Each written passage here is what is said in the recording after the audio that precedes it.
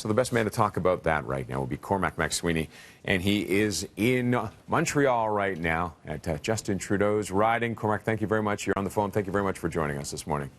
Not a problem at all, Roger. It is a busy day ahead for you. What you got on the agenda?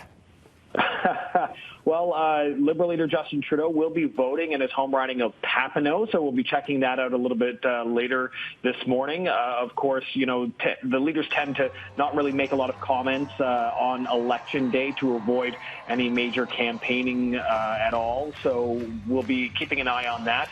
And then the Liberals will be gathering not far from where I am right now in the Palais des Congrès, and they'll be holding their election night victory party. Of course, all party leaders have events today, whether it just be voting or trying to support their volunteers who are trying to get out the vote. And every vote is going to matter in this one. It's such a tight race.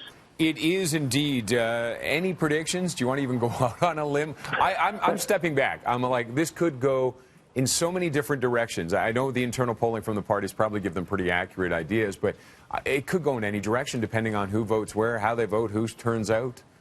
Look, I've been chatting with a number of insiders with the different parties, and they're all saying that they're cautiously optimistic. And, you know, how you read that, I guess, is up to you. But it's really interesting to see how this is going to turn out. And I'm not going to make a prediction at all because I just don't know how this is going to end in terms of the seat count. And then even then, we don't know how this next government is going to look because, you know, technically the incumbent prime minister gets the shot at governing in a minority situation. So if we do have a minority government, not a majority, then it's really a big question mark over how this might turn out.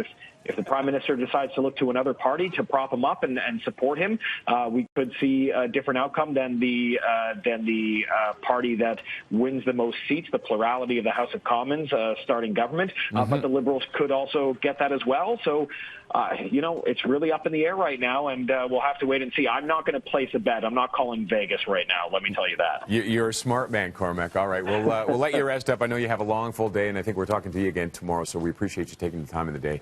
Chat about the elections can be an interesting one. Have a good one, Anytime. sir. I'm excited to see how this turns out. Oh, we all are. All right, Cormac.